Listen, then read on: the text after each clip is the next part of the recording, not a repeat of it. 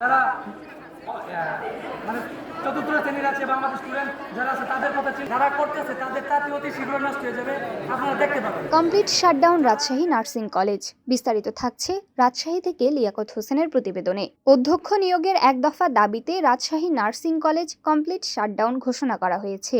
মঙ্গলবার 11 এপ্রিল বেলা 11টায় শিক্ষার্থীরা ক্লাস, পরীক্ষা ও ক্লিনিক্যাল প্র্যাকটিস বন্ধ করে প্রতিষ্ঠানে তালা ঝুলিয়ে দিয়ে এ শাটডাউন ঘোষণা করেন।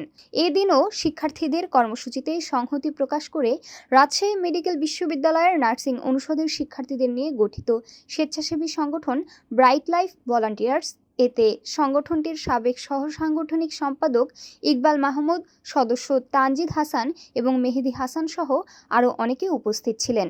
এর আগে গত শনিবার থেকে অবস্থান কর্মসূচি শুরু করেন শিক্ষার্থীরা। অধ্যক্ষ নিয়োগের দাবিতে ওই দিন 72 ঘন্টার আলটিমেটাম দেওয়া হয়।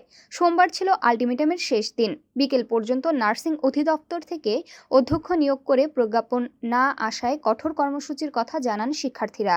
নতুন সিদ্ধান্ত মোতাবেক মঙ্গলবার 11 এপ্রিল তারা কলেজে ক্লাস, পরীক্ষা ও হাসপাতালে ক্লিনিক্যাল প্র্যাকটিস বন্ধ করে কমপ্লিট শাটডাউন কর্মসূচি শুরু করেন।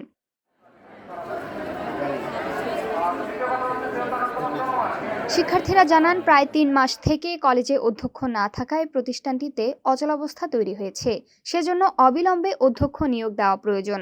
সম্প্রতি দেশের আরও 3টি নার্সিং কলেজে অধ্যক্ষ নিয়োগ দেওয়া হয়েছে, কিন্তু রহস্যজনক কারণে দেশের ঐতিহ্যবাহী রাজশাহী নার্সিং কলেজ অধ্যক্ষ নিয়োগ দেওয়া হচ্ছে না। তবে একটি সূত্র জানিয়েছে, শিক্ষকদের অন্তকলহ ও সংশ্লিষ্ট উচ্চপদস্থ একটি পক্ষের গাফিলতিতে এ জটিলতা সৃষ্টি হয়েছে। পূর্বের অধ্যক্ষ মতিয়ারা বেগম অবসরে যাওয়ার সময় কাউকে ভারপ্রাপ্ত অধ্যক্ষ হিসেবেও দায়িত্ব দেননি। পরে অধ্যক্ষ হতে আগ্রহ প্রকাশ করে লবিং শুরু করে কয়েকজন সিনিয়র শিক্ষক। তবে রহস্যজনক বিশেষ একটি কারণে এখনও পর্যন্ত অধ্যক্ষ হিসেবে কাউকে নিয়োগ বা পদায়ন দেয়নি নার্সিং ও মিডওয়াইফারি অধিদপ্তর।